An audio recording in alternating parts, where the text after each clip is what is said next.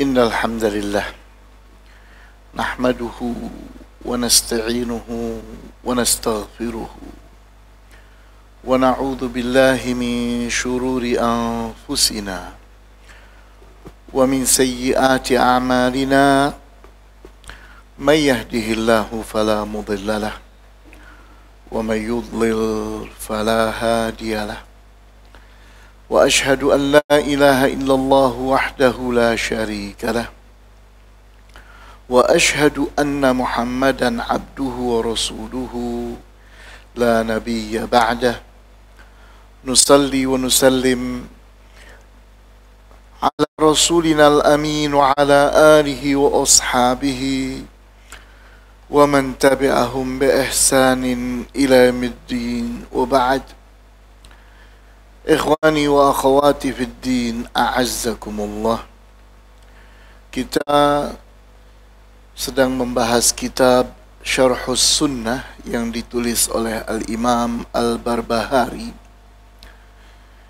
di mana Al-Imam Al-Barbahari ini adalah tergolong orang yang hidup di zaman setelah Al-Imam Ahmad ibn Hanbal, seangkatan dengan Al-Imam Al-Bukhari dan Al-Imam Muslim di zaman itu.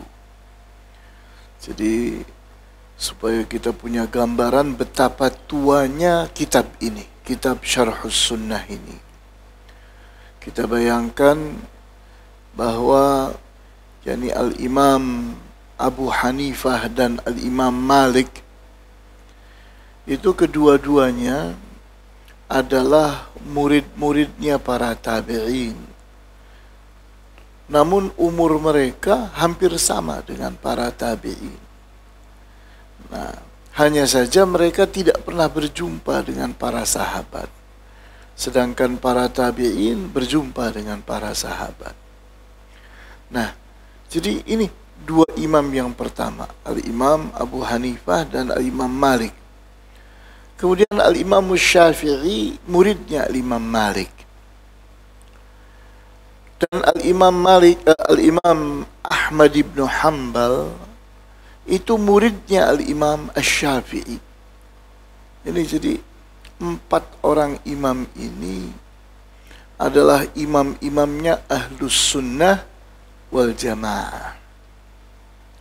Sehingga kalau kita ditanya tentang figur-figur Ahlus Sunnah wal Jamaah yang paling menonjol selain dari para sahabat radhiyallahu anhum, maka sebutkan al-imam yang 4 itu, para imam yang 4 itu, al-Imam Abu Hanifah, al-Imam Malik, al-Imam Syafi'i, dan al-Imam Ahmad ibn Hanbal.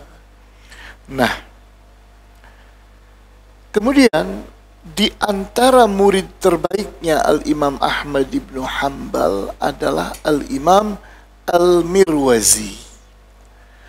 Al-Imam Al-Mirwazi ini gurunya 3 orang yang saya sebut tadi, di mana Al-Imam Al-Barbahari muridnya Al-Imam Al-Mirwazi, Al-Imam Al-Bukhari muridnya Al-Imam Al-Mirwazi, kemudian Al-Imam Muslim itu muridnya Al-Imam Al-Mirwazi.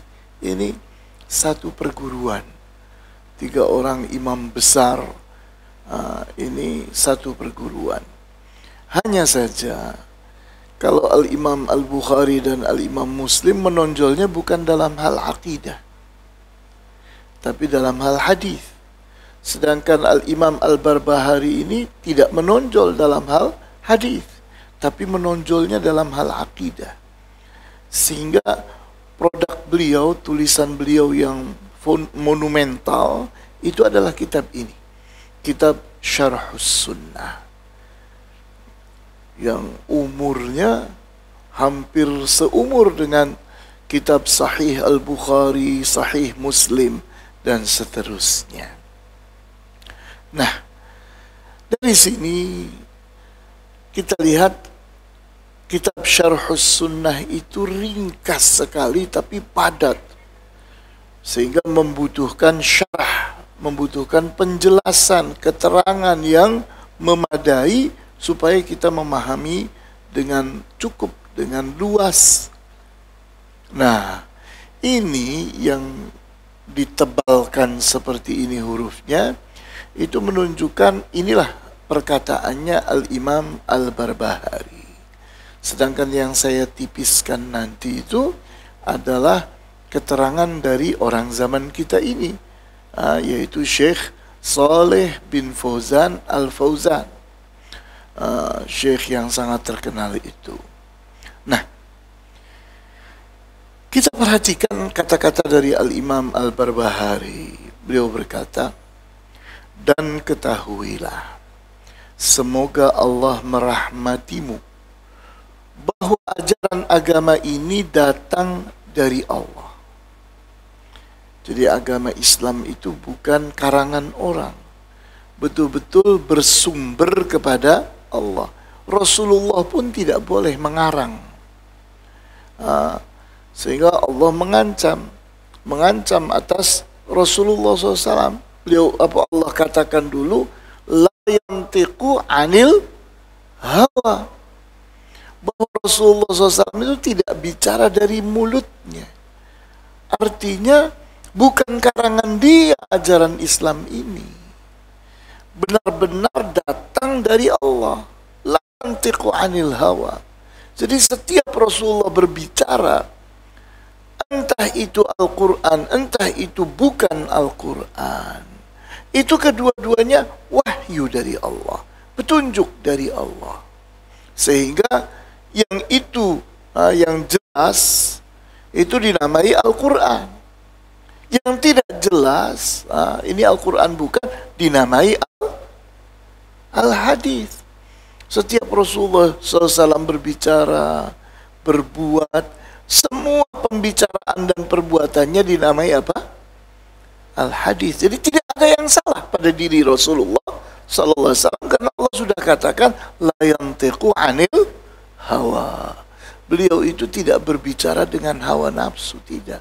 Beliau itu di bawah bimbingan Allah sepenuhnya. Nah, jadi Rasulullah SAW diajar oleh Allah. Walau taqawwala alaina ba'dal aqawil laqata'na minhu la'akhadna minhu bil yamin thumma laqata'na minhul watin. Kalau dia berani bicara dari dirinya, dari hawa nafsunya, kami akan renggut dia, dan kami akan putuskan urat watin. Urat watin itu urat yang menghubungkan antara otak dengan jantung. Jadi kalau Allah marah, Allah putuskan urat watinnya Rasulullah SAW. Di saat Rasulullah SAW berani mengarang-arang agama. Nah, ini jaminan Allah. Jaminan Allah bahwa agama Allah ini, ajaran Islam ini benar-benar datang dari Allah. Makanya Allah jaga. Allah jaga. Sehingga Allah katakan, inna nahnu nazzalna dzikra wa inna lahu lahafizun. Sesungguhnya kamilah yang menurunkan az-zikr, Al-Quran, dan kami pula yang menjaganya. Sampai hari ini umur Al-Quran tidak kurang dari 1400 tahun, terjaga dengan rapi, tidak berubah satu huruf pun. Nah, jadi ini semakin memperjelas bahwa ajaran Islam itu semata-mata datang dari Allah. Sehingga lawannya wahyu, lawannya ajaran Islam itu adalah hawa nafsu dan bid'ah. Hawa nafsu dan bid'ah. Sehingga lawannya ahlus sunnah itu adalah ahlul ahwa dan ahlul bid'ah. Orang yang mengikuti hawa nafsu dan orang yang mengikuti bid'ah. Seperti itu terpahami. Karena sunnah itu artinya ajaran yang benar, yang telah diucapkan oleh Rasulullah SAW dan telah dikatakan, telah menjadi sifat beliau dan telah menjadi sikap beliau. Nah, jadi dikatakan di sini, dan ketahuilah, semoga Allah merahmatimu, bahwa ajaran agama ini datang dari Allah yang Maha Agung dan Mulia, bukanlah diletakkan oleh akal fikiran dan pendapat manusia. Tidak ada. Ajaran Islam ini benar-benar murni datang dari Allah. Ilmu tentang agama ini ada pada Allah dan pada Rasulnya. Jadi ilmu tentang agama ini, jadi kalau kita berbicara tentang ilmu ajaran Islam, ilmu-ilmu keislaman, itu sumbernya datang dari Allah. Kemudian ajaran Islam ini, ajaran Allah ini benar-benar ada pada Rasulnya, disampaikan apa adanya. Tidak pernah beliau tambahi, tidak pernah beliau kurangi, tidak pernah beliau rubah-rubah. Maka Al-Quran itu apa adanya. Sedangkan perkataan dan perbuatan beliau pun kita menjaganya dan kita menamainya sebagai as-sunnah atau al-hadis. Maka jangan mengikuti sesuatu dengan hawa nafsumu. Jadi janganlah kita mengikuti ajaran Islam menggunakan hawa nafsu. Jangan. Agama Islam ini tidak boleh pakai hawa nafsu, pakai perasaan enaknya, bagusnya, pantasnya, umumnya, kayaknya, sepaham saya. Jangan. Ajaran Islam itu harus datang dari Allah dan Rasulnya. Akibatnya engkau keluar dari ajaran ini dan keluar dari Islam. Jadi kalau seseorang sudah bicara Islam tapi dari hawa nafsu, dari pendapat, dari karangan manusia, maka orang itu akan keluar dari ajaran Islam. Kenapa? Karena ajaran dia bukan ajaran Islam. Ajaran Islam itu bukan pendapat orang. Ajaran Islam itu bukan perasaan orang, bukan. Ajaran Islam itu benar-benar datang dari Allah dan Rasulnya. Nah, akibatnya engkau keluar dari ajaran ini dan keluar dari Islam, sesungguhnya engkau tidak memiliki hujjah. Kalau seseorang itu yakni sudah bicara pakai hawa nafsu, sekedar menggunakan pendapat, maka pasti tidak punya hujjah, tidak punya dalil, tidak punya bukti kebenaran. Rasulullah SAW telah menerangkan sunnahnya kepada umatnya dan telah dijelaskannya kepada sahabatnya.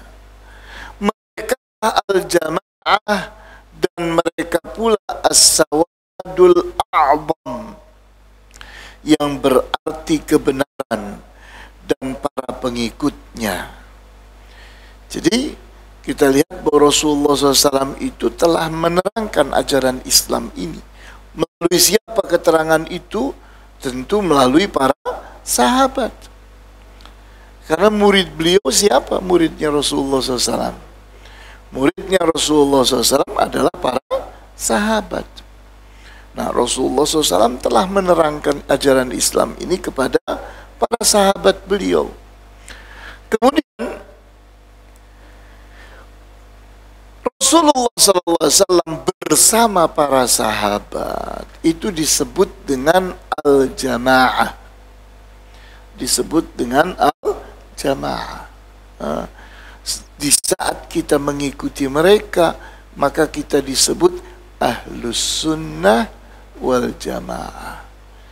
Kita ini para pengikut sunnah dan para pengikut al-jamaah. Sunnah itu apa sih? Sunnah itu adalah ajaran Islam yang diamalkan oleh Rasulullah SAW. Jadi apapun yang datang dari Rasulullah SAW itu disebut sunnah.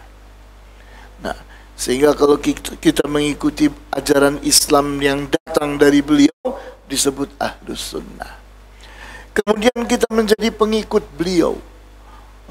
Bersama para sahabat kita mengikuti beliau, maka kita menjadi al-jamaah, sehingga dinamakan ahlus sunnati wal jamaah. Nah, mereka itu disebut dengan as-sawadul a'zam, titik hitam yang paling pekat, titik hitam yang paling kuat. Ya, manusia itu kalau kita lihat dari atas, dari udara, kita melihat manusia berkumpul, itu warnanya hitam. Laut, air itu, kalau kita lihat dari atas, warnanya biru. Pohon-pohon kalau kita lihat dari atas, warnanya hijau. Seperti itu. Karakter dari setiap benda itu berbeda-beda. Nah, manusia itu kalau mengikuti fitrahnya, itu akan mudah menjadi ahlus sunnah wal jamaah. Sehingga di tengah umat Islam itu yang terbanyak bukan ahlul bid'ah, tapi ahlul fitrah, orang-orang yang mengikuti fitrah. Fitrah itu apa sih? Nurani. Fitrah itu bahasa Indonesianya nurani. Sehingga orang yang mengikuti fitrahnya, mengikuti nuraninya, itu akan merasa cocok dengan ajaran Islam. Karena fitrah itu akan menuntun orang untuk mengikuti kebenaran, untuk bergabung bersama orang yang benar, untuk berpihak kepada setiap yang benar. Itu fitrah. Nah, fitrah itu kalau ada pada seseorang, itu akan membuat dia terarahkan, terbimbing untuk mencari yang benar. Maka apa sih yang membuat manusia berbeda dengan binatang? Binatang itu tidak menuntut ilmu. Manusia itu menuntut ilmu. Kenapa? Karena manusia itu di samping haus dan lapar kepada makanan dan minuman, haus dan lapar pula kepada ilmu. Sehingga dari kecil anak-anak kita itu semangat sekali. Pergi ke TK, pergi ke SD, semangat sekolah, sekolah, semangat. Itu anak manusia. Coba kita ajarin anjing, kita ajarin kucing, kita ajarin gajah, macan dan sebagainya. Ayo kita adakan kursus atau sekolah. Ya nggak ada yang sekolah. Nah, kenapa? Ya itu bukan kebutuhan mereka. Binatang tidak punya kebutuhan kepada ilmu. Nah, yang membuat orang itu haus kepada ajaran kebenaran itu fitrahnya. Fitrah itu tadi bahasa Indonesianya apa ya? Nurani. Bukan suci. Nurani. Fitrah itu bukan suci artinya. Itu salah, itu penerjemahan yang salah. Fitrah itu bahasa Indonesianya nurani. Fitrah itu seperti naluri. Naluri itu kekuatan atau bukan? Kekuatan. Berpikir dengan naluri. Binatang itu yang kuat pada binatang apanya? Naluri. Binatang itu hidup dengan insting. Insting itu bahasa Inggrisnya naluri. Naluri bahasa Indonesia. Bahasa Inggrisnya insting. Nah, manusia punya insting. Tapi Allah kasih kelebihan yang lain, yaitu fitrah. Bahasa Indonesianya apa? Nurani. Nah, nurani ini yang membuat orang haus kepada kebenaran, haus kepada manfaat, haus kepada kebaikan, ingin menuntut ilmu yang bermanfaat, ilmu yang benar, ilmu yang baik. Nah, sehingga kalau kita melihat di antara para manusia, yang lebih banyak yang mana? Yang mengikuti nuraninya atau yang menafikan nuraninya? Lihat,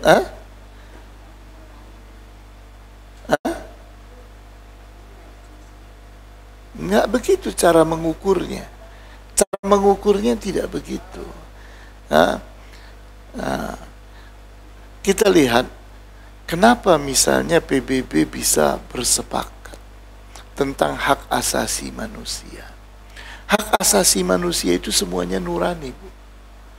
Adakah di dunia ini ada orang yang menjelek-jelekan, yakni bersepakat bahwa jujur itu jelek, dusta itu bagus? Bisa nggak umat ini bersatu dalam hal ini? Bisa? Tidak bisa. Karena manusia sedunia sepakat kalau jujur itu baik, kalau dusta itu jelek. Itu sepakat. Lah, yang bikin manusia itu sepakat apa? Nurani. Kita bicara dengan orang sedunia tentang keadilan. Sepakat atau tidak? Dunia bahwa keadilan itu baik. Ya. Kezaliman, kejahatan itu buruk. Sepakat atau tidak mereka? Sepakat. Ya atau tidak? Yang membuat mereka sepakat apa? Nurani. Nurani yang bikin orang itu yakni suka kepada keadilan. Amanah dan khianat. Kalau kita bertanya kepada orang sedunia tentang amanah, mereka akan menyepakati bahwa amanah itu baik atau buruk? Baik. Sedangkan khianat itu baik atau buruk? Buruk. Sepakat atau tidak? Sepakat. Nah, yang membimbing mereka sehingga mereka bisa bersepakat itu nurani, fitrah. Nah, ahlul fitrah inilah yang sesungguhnya ya mayoritas dari umat manusia.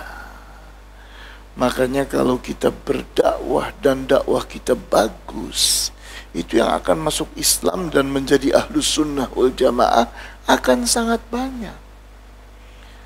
Tapi di sana sini banyak para penghalang, di sana sini banyak para provokator, manusia-manusia pengikut iblis, ya atau tidak?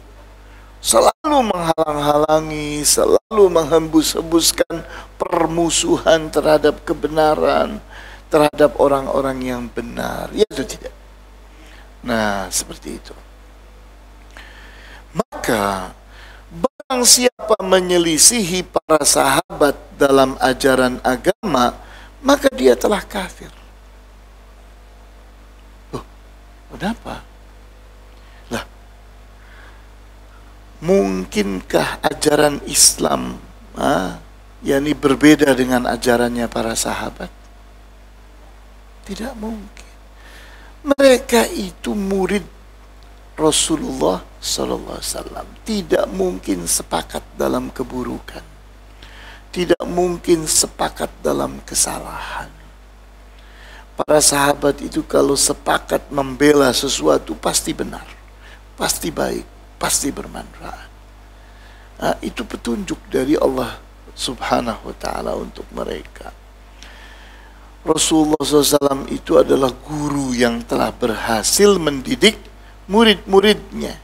Siapa murid-muridnya Rasulullah? para sahabat. Nah, gitu. Jadi kita dalam berislam itu ikut kepada al-jamaah. Nah, sehingga pada saat Rasulullah SAW berucap wasataftariqu ummati ala 73 firqatan, dan umatku pun akan terbelah menjadi 73 golongan. Kulluhum finnari illa wahidat. Semua mereka di api neraka kecuali satu golongan saja. Maka para sahabat pun bertanya, "Man ya Rasulullah?" Siapa yang satu golongan itu, hai Rasulullah? Maka Rasulullah menyebutnya, "Ma ana alaihi wa ashabi."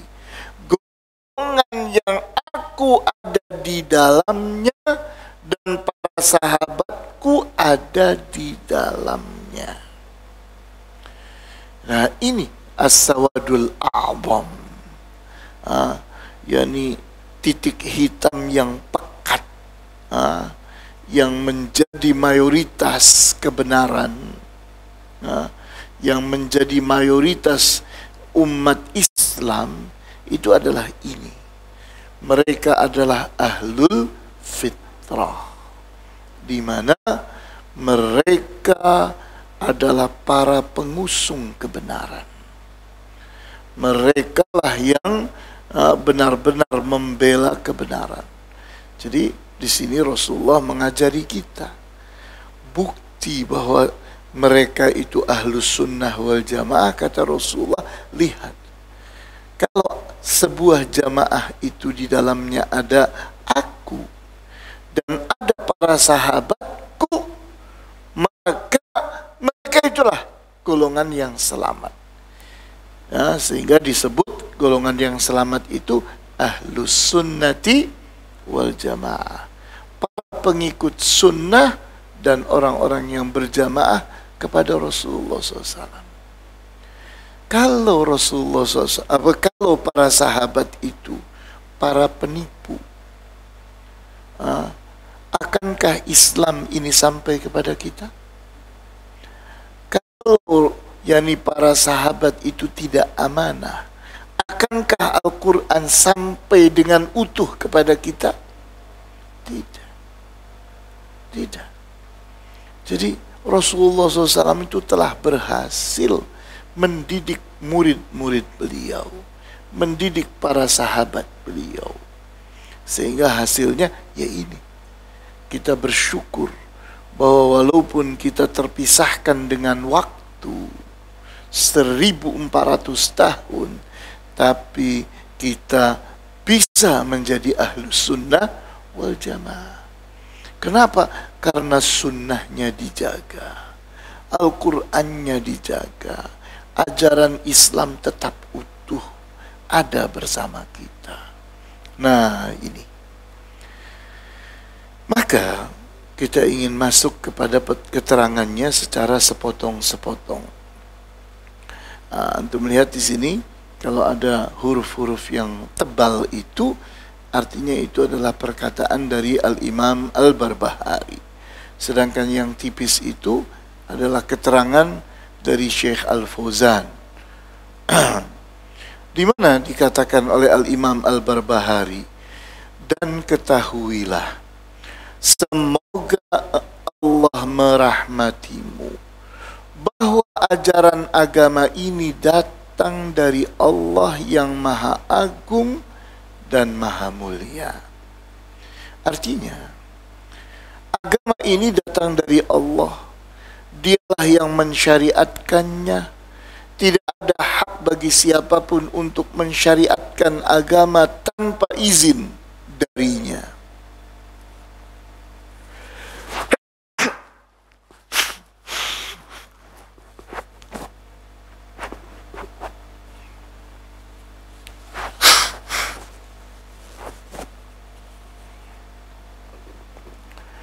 Ya,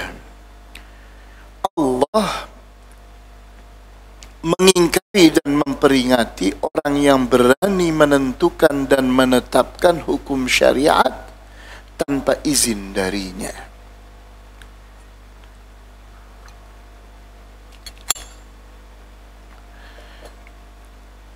Jadi kita perhatikan di sini, kalau ada orang nekat, berani-berani mengatakan yang benar ini, yang ini salah. Kamu sedang berbicara tentang apa? Agama. Kita bilang tidak boleh engkau membenarkan dan menyalahkan dengan hawa nafsumu. Mana buktinya? Mana ayat Al-Qur'annya? Mana hadisnya? Tidak boleh seseorang itu menentukan dan menetapkan dari dirinya, dari hawa nafsunya. Islam ini adalah ilmu. Ilmu itu jelas urutannya. Harus sampai kepada Rasulullah SAW, dari Rasulullah sampai kepada Allah. Begitu ilmu itu harus berurutan, harus sampai kepada Allah. Nah, kemudian kita perhatikan surat Asy-Syura ayat 21. Am lahum syuraka'u syara'u lahum minad dini ma lam ya'zam bihillahu laula kalimatul fasli laqudiya bainahum wa innal zalimina lahum 'adzabun alim. Am lahum syuraka'u, apakah mereka itu memiliki yakni kawan atau sekawanan atau orang-orang yang benar-benar mampu mensyariatkan agama tanpa izin dari Allah. Jadi kita lihat di sini bahwa agama itu datangnya dari Allah. Sehingga kalau ada ajaran, penentunya dan yang menetapkannya bukan Allah, itu bukan ajaran kebenaran. Karena ajaran kebenaran itu jalannya cuma satu, kepada Allah. Sehingga kalau ada ajaran yang bertentangan dengan ajaran Islam, kita lihat, datangnya bukan dari Allah, pasti mengajak orang kepada syirik, kepada penyembahan terhadap selain Allah. Walaula kalimatul fasli laqudiya bainahum. Kalau tidaklah harus dengan menggunakan keputusan dari Allah, maka sudah habis mereka itu. Begitu ada orang berani-beraninya membenarkan dan menyalahkan dalam hal agama dengan menggunakan hawa nafsunya, maka waktu itu juga langsung dikenai azab Allah. Tapi ternyata tidak. Kenapa tidak? Karena inilah ujian manusia. Maka pada saatnya Allah akan mengazab orang-orang yang jahat yang telah mengada-adakan ajaran agama. Wa innal zalimina lahum 'adzabun alim. Dan sesungguhnya orang-orang yang zalim itu akan mendapatkan azab yang pedih. Memang di dunia ini Allah memberi mereka istidraj. Allah ulur-uluri waktu, Allah ulur-uluri kenikmatan, Allah biarkan mereka itu panjang umurnya, sehingga semakin banyak dosa-dosa yang mereka kumpulkan, semakin banyak kesalahan yang mereka lakukan, sehingga begitu bulat lengkap kejahatan mereka, baru Allah matikan mereka. Nah, itu di saat Allah marah. Kemudian kita perhatikan lagi di surat Asy-Syura ayat 13. Syalakum minad dini ma wassa bihi Nuhan walladzi auhayna ilaika wa ma wassayna bihi Ibrahim wa Musa wa Isa an aqimud dina la tatafarraqu fihi. Allah telah mensyariatkan untuk kalian agama ini. Jadi agama Islam itu datangnya dari Allah. Yang mensyariatkannya adalah Allah, yang menentukan ini benar, ini salah, ini baik, ini buruk, ini bermanfaat, ini berbahaya, ini halal, ini haram, dan seterusnya. Itu haknya Allah. Allah telah mensyariatkan ini dan telah sampai kepada para nabinya.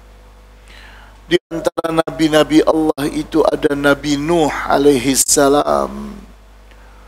Walladzi auhayna ilaika, juga ajaran yang kami telah wahyukan kepada engkau wahai Muhammad sallallahu alaihi wasallam.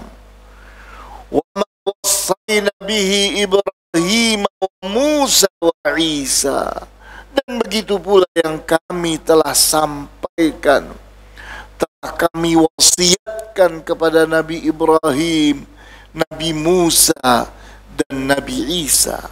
Sama mereka itu. Apa wasiat dari Allah? Apa yang disyariatkan oleh Allah? An aqimud dina. Hendaknya kalian menegakkan agama Islam ini. Wa tatafarraqu fihi, dan jangan kalian berpecah belah dalam hal agama Islam. Jadi umat Islam harus bersatu. Yang mempersatukan kalian bukan kepentingan-kepentingan dunia, tapi ajaran Islam. Inilah tali Allah yang mampu mempersatukan umat manusia. Kabura al-musyrikin ma tad'uuhum ilaihi. Begitu besarnya apa yang ada pada orang-orang musyrikin berupa permusuhan mereka terhadap ajakanmu, di mana Rasulullah SAW itu selalu dimusuhi oleh orang-orang musyrik. Orang-orang musyrik itu selalu ada di hadapan Rasulullah, menghadang dan menghalang-halangi Rasulullah SAW. Allahu yajtabi ilaihi man yasha, dan Allah memilihkan kepada Rasulullah SAW orang-orang yang dikehendakinya. Jadi kita lihat bahwa Allah itu memilih siapa yang berhak bergabung bersama Rasulullah sallallahu alaihi wasallam. Sehingga para sahabat itu manusia-manusia pilihan, di mana Allah pilih dari segenap manusia ini siapa yang layak menjadi murid-muridnya Rasulullah SAW. Para sahabatnya Rasulullah sallallahu alaihi wasallam. Wahdi ilaihi mayyunib, dan Allah memberi petunjuk kepada siapa yang Allah telah tentukan. Di mana kita lihat bahwa umat manusia ini membutuhkan hidayah dari Allah. Hidayah itu adalah pilihan Allah. Allah yang berhak menentukan hidayah ini akan sampai kepada siapa. Dan Allah pula yang membiarkan orang dalam kesesatannya. Sehingga kita lihat bahwa para sahabat radhiyallahu anhum itu adalah pengikut Nabi Muhammad SAW yang benar-benar menjaga ajaran beliau, sehingga mereka itu mati dalam keadaan berdakwah. Jadi kalau kita bertanya berapa sih jumlah para sahabat, maka tidak kurang dari 300.000 orang. Jadi kita perhatikan bagaimana saat Rasulullah SAW Hajjatul Wada', haji perpisahan, berapa orang yang berhaji pada saat itu? Para ahli sejarah menerangkan orang yang haji bersama Rasulullah SAW itu ada 120.000 orang. Nah, itu adalah para sahabat. Kemudian yang tidak haji, nah yang tidak haji kan ada di tempatnya mereka masing-masing. Juga mereka adalah orang-orang yang mengikuti Rasulullah SAW. Itu di total mereka ada 300.000 orang. Para sahabat itu kurang lebih jumlahnya ada 300.000 orang. Nah, ternyata dari 300.000 orang yang meninggal di Madinah dan dikuburkan di Madinah itu sedikit. Yang terbanyak itu mati di tempat mereka berdakwah. Ada yang wafatnya itu di Afghanistan, ada yang di Pakistan, ada yang di Cina, ada yang di Tibet, ada yang di Eropa Timur, ada yang di Afrika dengan berbagai penjurunya, ada yang di negara-negara Arab dengan berbagai penjurunya, dan seterusnya. Itu para sahabat. Sehingga para sahabat itu ini manusia yang betul-betul mengusung Islam untuk sampai ke segenap penjuru dunia. Yani, kalau para sahabat itu seperti kita, maka hasilnya Islam itu kuntet, bonsai, ya atau tidak? Seperti kita ini. Islam itu hanya berputar-putar di diri kita, ya atau tidak?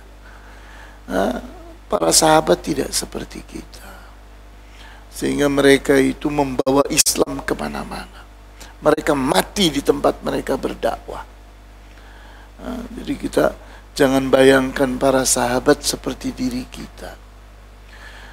Kita banyak orang-orang di sekitar kita tidak kenal Islam dan kita ternyata masih bisa tersenyum, masih bisa tertawa terbahak-bahak.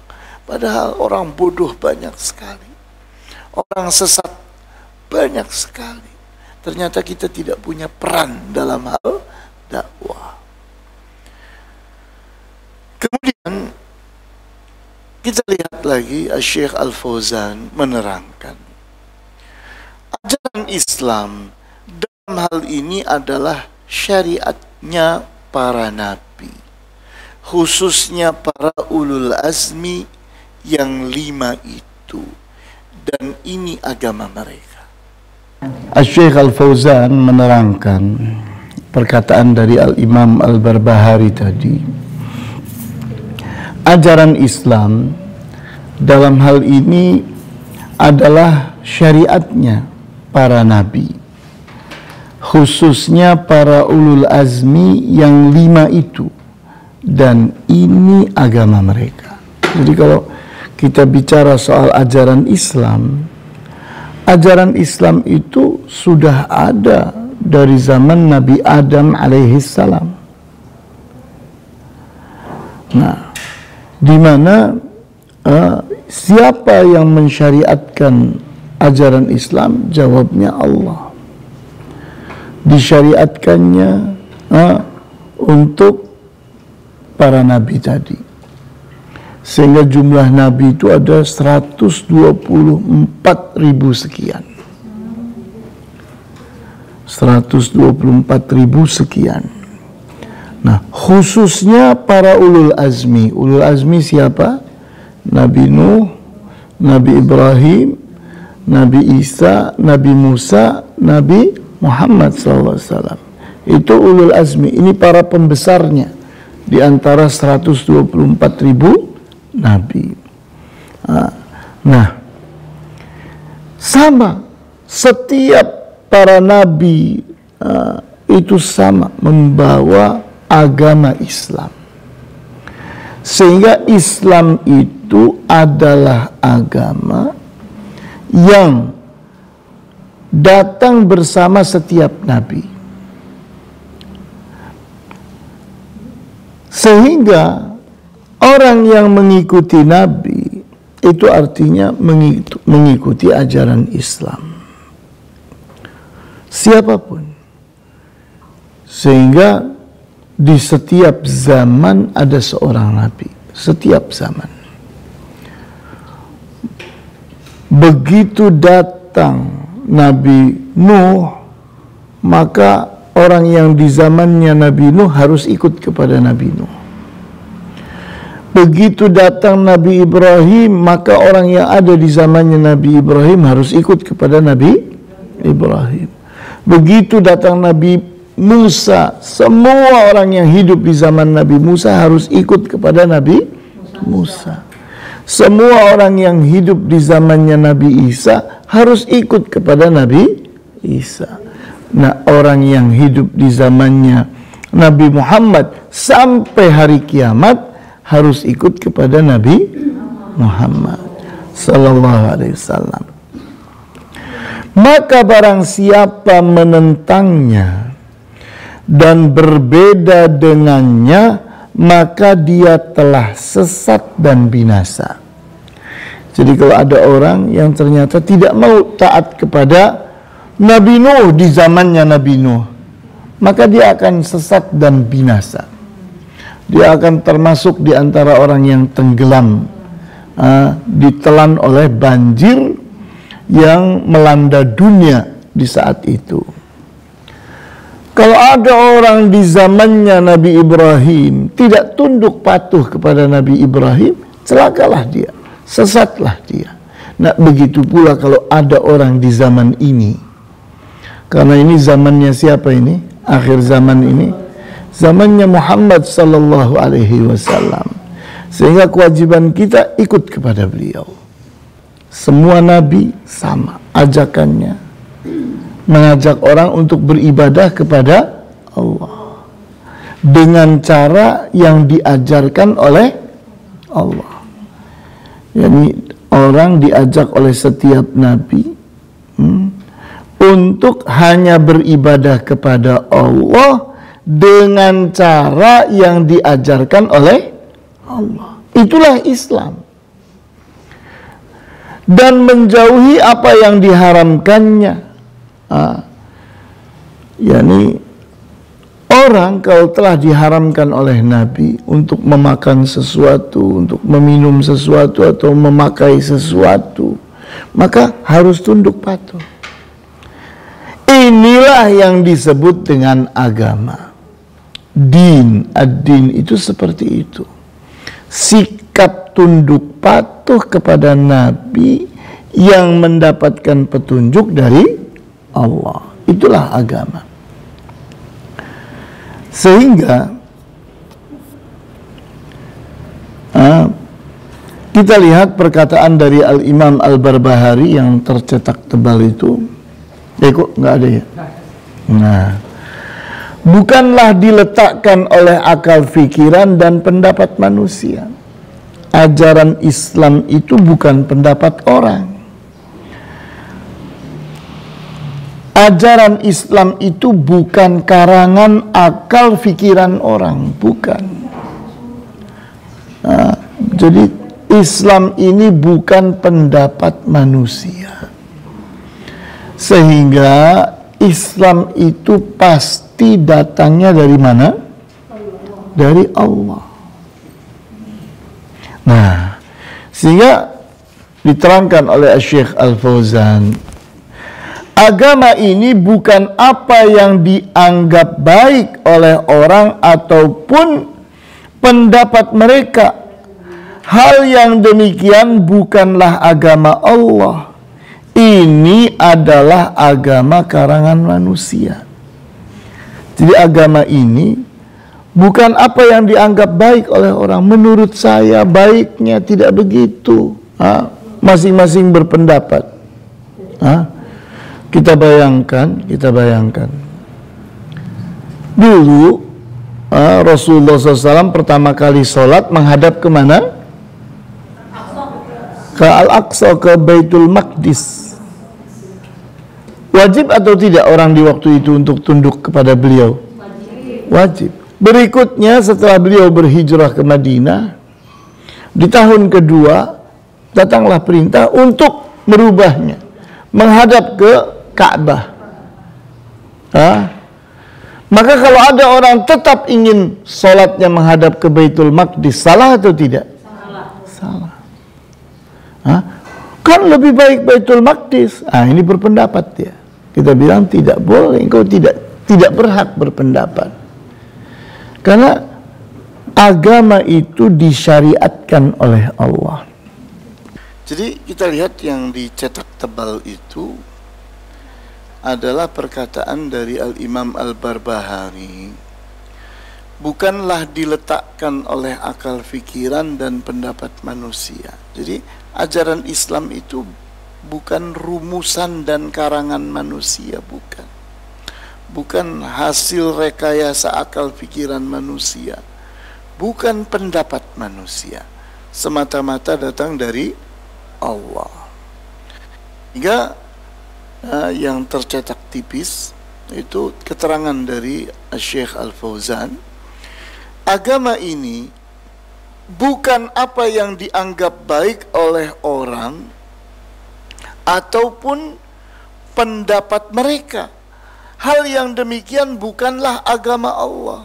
Ini adalah agama karangan manusia. Saya tadi lagi mau bikin contoh. Contohnya seseorang kentut. Yang kentut itu bokongnya. Tapi di saat wudhu, apa yang diwudhui? Yang disiram? Bokongnya enggak? Bokongnya enggak ya? Yang tadi kentut itu apa tadi? Bokong, ya kan? Duburnya. Tapi saat berwudu, duburnya diurusi atau tidak? Tidak. Nah, kalau kita pakai akal pikiran, ya lebih bagus kamu ngurusi bokongmu itu, karena yang kentut itu. Tidak. Allah tetapkan bahwa kentut itu pembatal wudu. Sehingga kalau ingin seseorang memperbaharui kembali wudunya, berwudu lagi. Seperti itu. Karena ini ketentuan dan syariat yang datang dari Allah. Begitu pula Imam Ali bin Abi Thalib radhiyallahu anhu, beliau berkata, kalaulah ajaran Islam itu adalah pendapat orang, maka semestinya yang harus diusap saat seseorang itu membasuh khufnya, mengusap khufnya, itu bagian bawahnya. Kita tahu bahwa ada alas kaki sebelum sepatu. Jadi ada kaos kaki yang terbuat dari kulit. Jadi kita tahunya kalau kaos kaki itu terbuat dari kain, kan? Nah, ada satu lagi kaos kaki terbuat dari kulit. Itu ikatannya sangat panjang. Jadi kita harus mengikatnya sepanjang seperti kaos kaki. Jadi misalnya ini kaki, nah ini sampai sini, itu diikat seret. Kalau di zaman sekarang pakai resleting, seret. Baru setelah itu menggunakan sepatu lars, sepatu tentara. Kenapa? Karena kalau langsung menggunakan sepatu Lars tidak menggunakan khuf akan rusak karena sepatu Lars itu kasar dan berat. Nah, orang kalau sudah berwudu kemudian menggunakan khuf tadi apa? Kaos kaki yang terbuat dari kulit. Nah, kalau dia sudah berwudu dan menggunakan khuf, maka di saat dia batal tidak usah membuka khufnya, cukup mengusap khufnya, diusap seperti ini.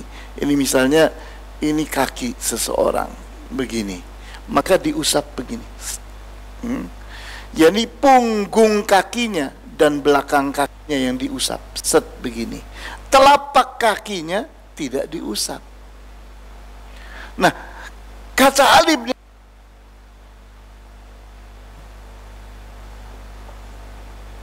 kalaulah ajaran Islam itu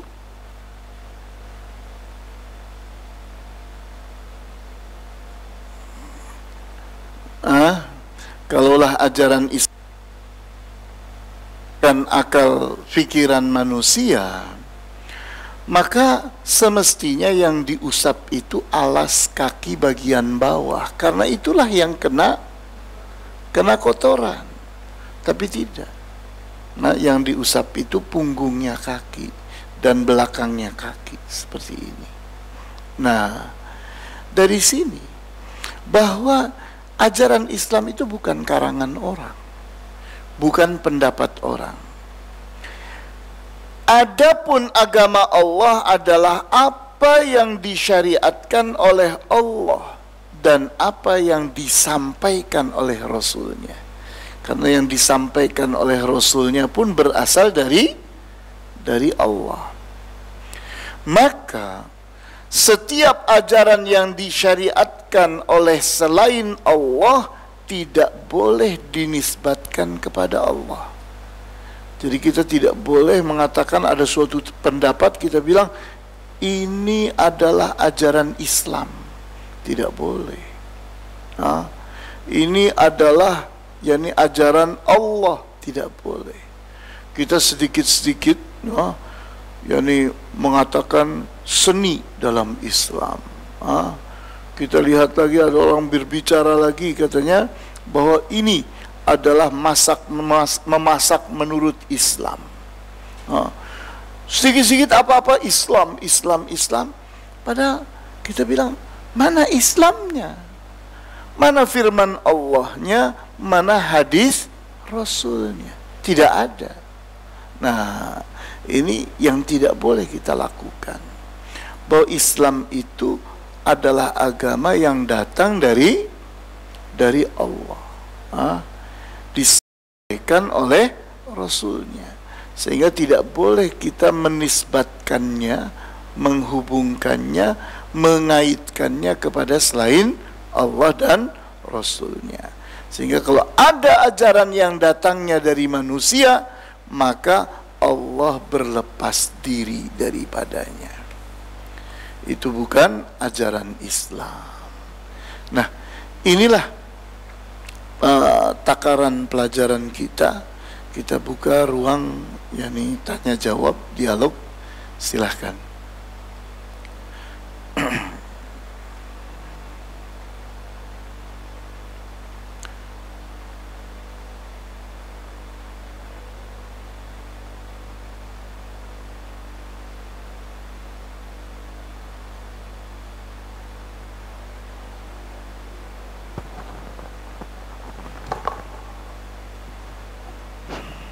Bismillah. Afwan Ustadz, saya mau menanyakan tentang tadi kan Ustadz mengatakan kalau ajaran Islam ada 73 golongan. Itu bagaimana dengan 72 golongan Islam yang lainnya? Apakah itu masih ada sampai sekarang di muka bumi ini? Gitu Ustadz. Syukron. Ya. 73 golongan itu akan ada sampai hari kiamat. 73 golongan itu akan ada sampai hari kiamat. Yang selamat hanya satu golongan. Dan di mana satu golongan itulah yang disebut dengan Ahlus Sunnah wal Jamaah. Nah, sehingga kita tidak bisa memonopoli untuk mengatakan kamilah Ahlus Sunnah wal Jamaah. Dimonopoli oleh orang tertentu, oleh kaum tertentu, tidak boleh. Yang jelas cirinya Ahlus Sunnah wal Jamaah itu jelas sekali. Ini kalau kita mau mempelajari ayat-ayatnya, hadis-hadisnya, jelas. Nah, terus bagaimana dengan yang 72 golongan? Yang 72 golongan itu umatnya Rasulullah. Mereka muslimin. Sehingga ucapan beliau itu wasataftariqu ummati, dan umatku pun akan terbelah. Jadi yang terbelah itu siapa? Umatnya Rasulullah. Yang 72 golongan itu tetap ahlul fitrah. Tetap ahlul fitrah. Mereka masih memiliki fitrah. Hanya mereka memiliki kesalahan, memiliki kesesatan. Di mana golongan yang selamat itu di saat ditanyakan kepada Rasulullah SAW, Rasulullah dengan ringkas, dengan padat menjawab, golongan yang aku ada di dalamnya, para sahabatku ada di dalamnya. Di saat disebutkan beliau ada di dalamnya, artinya Ahlus Sunnah. Di saat disebutkan para sahabatku ada di dalamnya, berarti Al-Jamaah. Sehingga satu golongan yang selamat itu namanya jelas Ahlus Sunnah wal Jamaah. Nah, sehingga umat Islam itu tidak kekal abadi di dalam api neraka. Umatnya Rasulullah SAW itu tidak kekal abadi di dalam api neraka. Yang kekal abadi itu seperti kita baca di surat Al-Bayyinah. Innal ladzina kafaru min ahlil kitabi wal musyrikina fi nari jahannama khalidina fiha. Jadi siapa orang-orang yang khalidina fiha, kekal abadi di dalam api neraka, adalah innalladzina kafaru, orang-orang yang kafir. Siapa orang-orang kafir itu? Min ahlil kitab, baik mereka berupa ahlul kitab, wal musyrikin, atau orang-orang yang musyrik. Itulah orang-orang yang kafaru. Alladzina kafaru. Merekalah orang-orang yang akan berada di api neraka selama-lamanya. Nah, dari sini jelas gamblang. Karena kesalahan dan kesesatan itu, pencucinya bukan sabun, bukan air, tapi api neraka. Sehingga untuk bisa masuk ke dalam surga harus dicuci dulu dengan api neraka. Seperti itu. Tapi mereka adalah umatnya Rasulullah. Sehingga satu contoh yang lain adalah hadis yang diriwayatkan oleh Al-Bukhari, menceritakan tentang danaunya Rasulullah SAW. Rasulullah SAW memiliki danau haud. Haud itu artinya danau, di mana danaunya sangat indah, airnya sangat putih jernih, kemudian canting-cantingnya itu berkilau-kilau seperti mutiara. Nah, orang yang meminum dari danaunya Rasulullah SAW itu satu teguk sekalipun tidak akan merasakan haus sepanjang hidupnya selama-lamanya.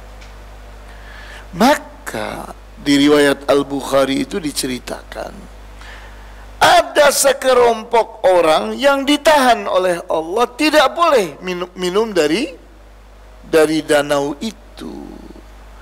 Maka Rasulullah SAW menjerit-jerit meminta kepada Allah, Rabbi ummati, wahai Tuhanku, mereka adalah umatku. Rabbi ummati, wahai Tuhanku, mereka adalah umatku. Maka apa jawab Allah? Innaka la tadri ma ahdathu ba'dak.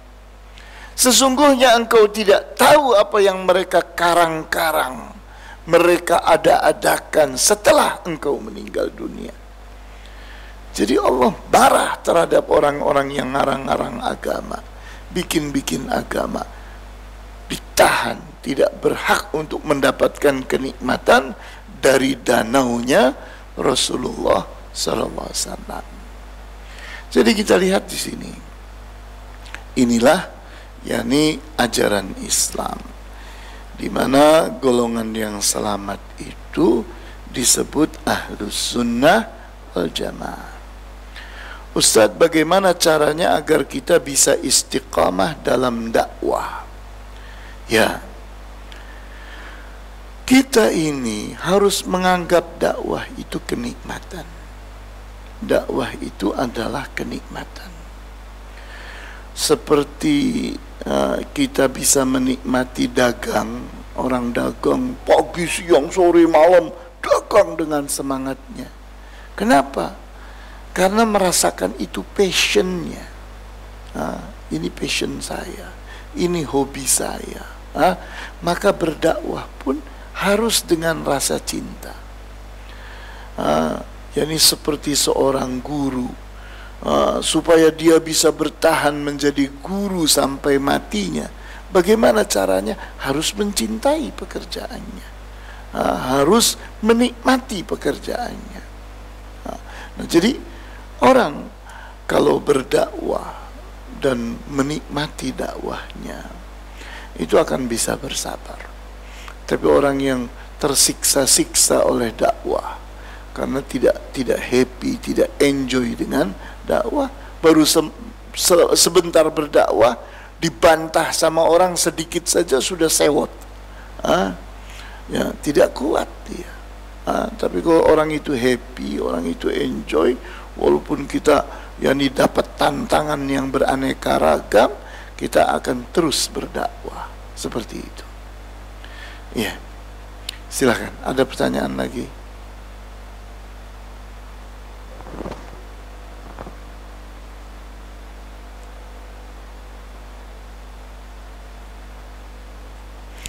Ya. Ustadz, apa hukumnya seorang wanita memakai jilbab? Apa yang harus saya jelaskan kepada anak saya agar mau berjilbab? Untuk mau berjilbab, itu di samping kita menerangkan ilmunya, kita juga harus yakni mendekatkan anak-anak kita dengan orang-orang yang berjilbab.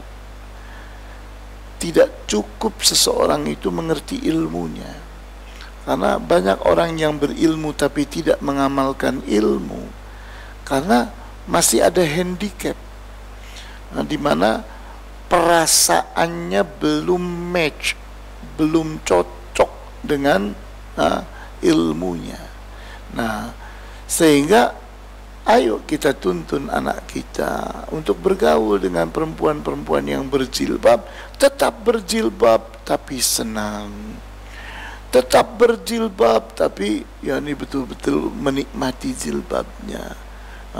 Jilbab tidak menjadi halangan, jilbab tidak menjadi handicap, jilbab tidak menjadi ancaman, kenikmatan dan seterusnya, tidak. Tapi benar-benar orang berjilbab itu menikmati jilbabnya, bahkan merasa diuntungkan oleh jilbabnya. Nah, itu nanti akan lahir dorongan. Ternyata happy juga ya orang pakai jilbab, pakai hijab, dan seterusnya. Ustadz, apa kesesatan tasawuf? Karena yang saya lihat orang-orang tasawuf akhlaknya baik. Kita tahu kesesatan orang tasawuf itu, mereka sering bicara tidak ada dasarnya. Kalau kita tanya ayatnya mana, gelagapan dia, tidak mampu menjawab. Kalau kita tanya mana hadisnya, sahih atau tidak hadisnya, gelagapan dia, tidak mampu menjawab. Maka kita bilang ini ajaran Islam. Ajaran Islam tidak boleh hasil dari mimpi orang. Ajaran Islam tidak boleh karangan orang, hasil wangsitnya seseorang, hasil pertapaan, hasil apa katanya, seseorang berdiam berpikir itu, bukan. Seringkali orang senam juga diatur suruh begitu, meditasi. Jadi jangan sampai ajaran Islam itu harus hasil dari meditasi dan sebagainya. Jangan. Ajaran Islam itu harus datang dari Allah, bersumber kepada Allah. Ayatnya harus jelas, hadisnya harus jelas. Kalau tidak ada ayatnya, tidak ada hadisnya, kita minta maaf kepada orang itu. Kita bilang, Pak, Bu, saya terus menghormati Anda sebagai manusia, sebagai muslim, muslimah, saya hormat. Tapi maaf, pendapat Anda tidak bisa diterima. Kenapa? Ajaran Islam yang saya yakini hanya bersumber kepada Al-Quran dan Al-Hadis. Jadi kalau pendapat orang, ya maaf, Anda bisa berpendapat, saya juga bisa berpendapat. Semua orang bisa berpendapat. Ya Islam jadi apa nanti kalau dasarnya adalah pendapat? Seperti itu. Silakan, masih ada lagi? Ya, silakan. Mengenai jilbab, kalau kebetulan keponakan saya itu perempuan, masih sekolah SMU, dan di sekolah Islam itu dia diwajibkan untuk berhijab, tapi sehari-harinya dia tidak memakai hijab. Apakah itu kita sebagai orang tuanya berdosa atau gimana ya Ustadz Afwan? Ya, kita harus mengambil yakni kesempatan dia berhijab atau berjilbab tadi sebagai sarana kita untuk masuk ke dalam lubuk jiwanya. Nah, kita bilang kepada dia, pada saat berjilbab apa rasanya, apa rasanya, sehingga dia berterus terang. Kalau ternyata dia merasa risih, merasa terbebani, merasa jilbab itu membuat dia terhalangi, maka itu diselesaikan dulu, karena sesungguhnya itu jadi penghalang dia. Kita mau maksa-maksa, padahal dianya tidak enjoy, tidak happy dengan jilbab. Jadi kita latih dulu dia, bahwa ternyata yakni di saat kita itu ternyata tidak merasakan kenikmatan dari jilbab atau hijab, sulit seseorang untuk bertahan pada jilbab atau hijab. Apalagi pada orang yang merasakan justru sebaliknya, adanya hijab dan yakni jilbab itu bikin saya jadi terhalangi, terhambat, yakni tidak bisa menikmati kenikmatan dan sebagainya. Nah, ini maka kita harus pandai menerangkan kepada dia tentang yakni sisi positif dari jilbab atau hijab. Ustadz, apa pendapat Ustadz tentang jamaah tabligh? Saudara-saudara kita yang ada di jamaah tabligh itu yakni berkutat pada ilmu yang mereka batasi, sehingga kita jarang sekali melihat orang jamaah tabligh itu yang ilmunya luas. Kenapa? Karena mereka hanya bertahan pada buku-buku tertentu saja, terutama buku Fadailul A'mal. Sehingga ilmu mereka walaupun sudah bertahun-tahun ikut jamaah tabligh, itu ilmunya segitu-segitu terus. Dan mereka itu sudah memaksakan diri berdakwah kemana-mana, padahal ilmunya sangat minim, sangat sedikit. Maka kita menganjurkan kepada kawan-kawan kita jamaah tabligh ini, ayolah menuntut ilmu yang luas, yang dalam, sehingga mengerti betul tentang Islam. Dan yang paling berhak berdakwah jauh-jauh itu adalah orang yang berilmu. Sementara kita kalau ilmunya sedikit, nanti dapat pertanyaan dari orang terus kita main jawab saja, akhirnya kita mengajarkan ajaran yang kita karang, ya kan? Bukan mengajarkan ajaran Islam, tapi mengajarkan karangan saya. Nah, jadi kita lihat seperti itu. Oleh karena itu, ini bagian dari sesuatu yang harus kita nasihatkan kepada saudara-saudara kita di kalangan jamaah tabligh. Dan kita bilang bahwa berdakwah itu jangan buru-buru diwajibkan. Mereka mengistilahkan khuruj. Dakwah itu namanya menurut mereka adalah al-khuruj, yakni keluar. Nah, ternyata ayat-ayat yang mereka gunakan untuk mengatakan khuruj itu wajib, ayat-ayat yang berbicara tentang jihad, berperang di jalan Allah. Itu penempatan yang salah. Nah, sehingga kita lihat di saat orang itu berbanyak-banyak khuruj, kemudian ternyata melalaikan kewajibannya memberi nafkah kepada keluarganya, juga tidak baik. Tidak baik. Di mana semestinya, yakni kita berdakwah juga, ya. Kita menuntut ilmu juga, ya. Kita mencari nafkah juga, ya. Sehingga semuanya jalan. Para sahabat itu mencari nafkah, ya, menuntut ilmu, ya, berdakwah, ya. Jangan ternyata orang habis-habisan waktunya untuk khuruj, tapi ternyata kerjaannya berantakan, mencari nafkahnya berantakan, rumah tangganya berantakan. Nah, ini yang harus kita nasihatkan kepada saudara-saudara kita di kalangan jamaah tabligh. Ustadz, bagaimana menyikapi anak yang suka sesama jenis? A'udzubillah. Ini penyakit ini penyakit. Ini penyakit. Di mana ini adalah karakter yang tidak normal. Karakter yang tidak normal. Penyimpangan. Yang semestinya normalnya adalah seseorang itu cenderung kepada lawan jenis. Kalau ada orang yang cenderung kepada sesama jenis, itu tidak normal. Maka orang yang tidak normal itu tidak akan berbahagia, tidak akan hidup senang, apalagi di akhirat kelak.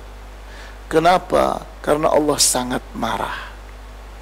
Kita tahu Allah bisa sabar terhadap orang minum arak, Allah bisa sabar terhadap orang berzina, tapi Allah tidak sabar terhadap kaum Sodom, kaum Lut. Allah tidak sabar sehingga bencana di mana-mana penyebabnya mereka. Kita silahkan periksa bahwa azab bagi orang yang suka kepada lawan jenis itu di dunia juga. Kenapa? Allah yang melihat mereka itu tidak normal. Kita lihat kenapa kok Allah bisa bersabar terhadap para pezina.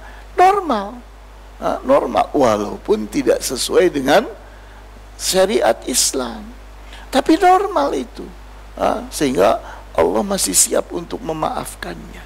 Tapi begitu seseorang itu yakni sukanya kepada sesama jenis, maka Allah tidak tunda. Karena ini bukan cuma bertentangan dengan ajaran Islam, tapi bertentangan dengan nalurinya sendiri, bertentangan dengan nuraninya sendiri. Sudah bertentangan. Yani, binatang pun tidak seperti itu. Yani, sudah lebih bejat daripada binatang. Itu orang-orang yang suka dengan sesama jenis. Ini cukup ya? Masih, silakan mikrofon.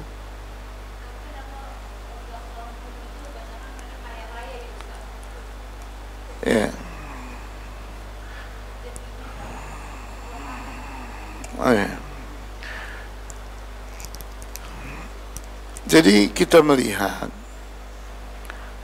bahwa kita harus mampu membedakan antara baik dengan amal saleh. Dua hal yang berbeda. Antara al-khair dengan al-bir. Dua hal yang berbeda. Di mana al-khair orang kafir pun bisa melakukannya. Orang kafir bisa berbuat baik. Tapi beramal saleh orang kafir tidak bisa. Kenapa? Karena orang kafir itu tidak beriman. Sedangkan amal saleh itu syaratnya harus orang yang beriman yang melakukannya. Nah, albir itu adalah amalan yang dilakukan oleh orang yang beriman.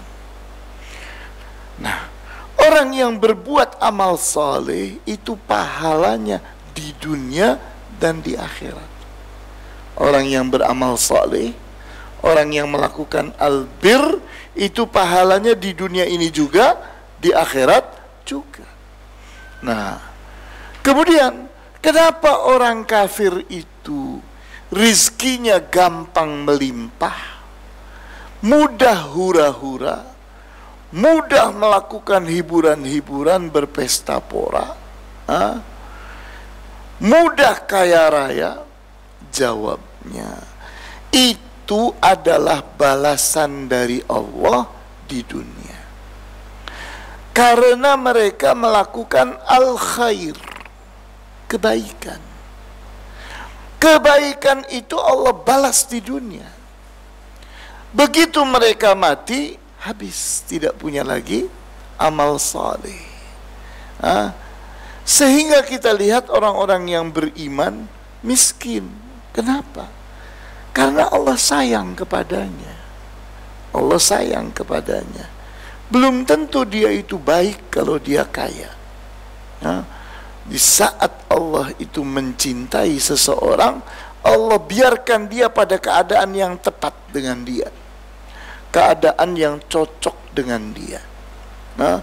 Sehingga di saat seseorang itu kalau kaya jadi sombong, maka karena Allah cinta padanya, Allah tidak kayakan dia, supaya dia tetap sederhana, tidak jadi sombong.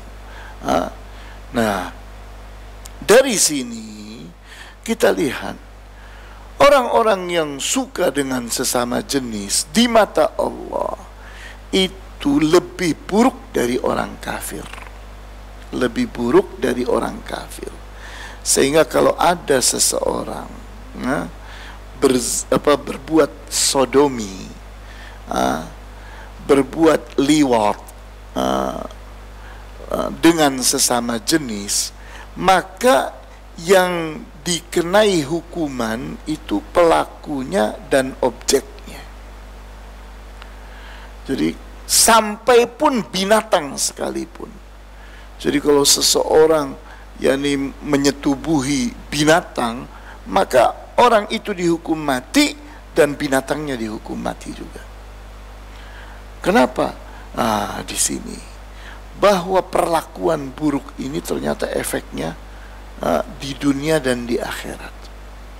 Perlakuan buruk ini efeknya di dunia dan di akhirat. Di mana kita lihat orang-orang yang kemarin jadi objek, besok itu akan jadi subjek. dan terus dia akan menebar, maka harus dipatahkan, harus diputus rantainya, tidak boleh berlanjut. Kenapa sekarang ini bertebaran kemana-mana? Karena rantainya tidak diputus. Maka kalau tahu bahwa orang itu melakukan sodomi, melakukan lesbi, itu hukumannya mati di dalam Islam, akan terhenti. Mata rantainya harus dipatahkan. Nah, jadi kita lihat di sini bahwa kita jangan terpukau melihat sesuatu yang salah. Orang yang melakukan sodomi, orang yang melakukan liwat, orang yang homoseks, orang yang poliandri dan seperti itu, orang-orang yang lesbi dan seterusnya, itu mereka tidak akan senang, tidak akan senang. Di dunia hina, di akhirat pun celaka, sengsara. Di dunianya hina, di dunia ini hina, dihinakan oleh orang yang mengerti siapa dia. Orang yang mengerti siapa dia akan menghinakannya.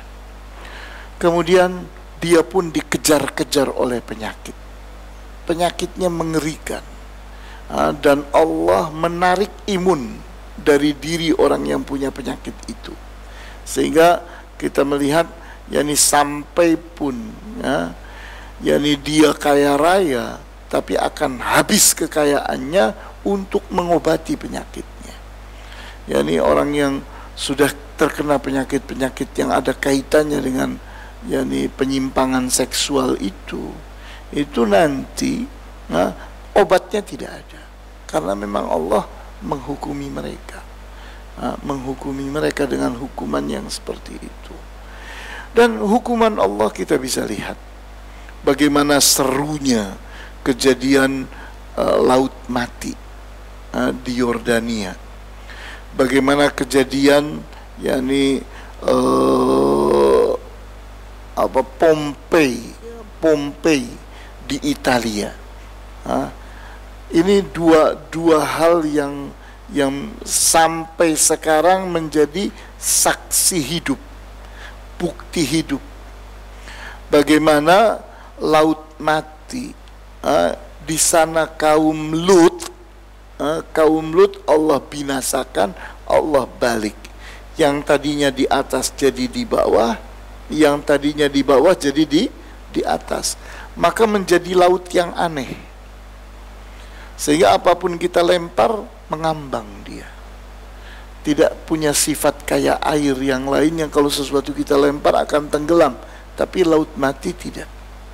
Nah, kenapa? Karena disitulah Allah menghukum yakni kaum Lut. Kita melihat di Italia ada daerah Pompei, bagaimana Allah binasakan mereka menjadi patung-patung. Allah bekukan mereka seperti patung-patung. Ada yang lagi tengkurap, ada yang lagi macam-macam keadaan mereka. Sesuai dengan saat matinya. Itu Allah hinakan sampai hari ini dan masih bisa dilihat di daerah Pompei di Italia. Jadi ini cukup buat kita untuk membuat kita yakni tidak berani-beraninya melanggar yang satu ini. Kenapa? Karena Allah itu marah terhadap perbuatan yang bertentangan dengan naluri, bertentangan dengan nurani, tidak sesuai dengan kodrat manusia. Allah ciptakan dia seperti itu. Kita cukupkan. Wallahu ta'ala a'lamu bis-shawab, walhamdulillahi rabbil alamin. Sallallahu ala asyrafil anbiya'i wal mursalin wa ala alihi wa ashabihi ajma'in. Subhanakallahumma wa bihamdika asyhadu an la ilaha illa anta astaghfiruka wa atubu ilaik. Wassalamu alaikum warahmatullahi wabarakatuh.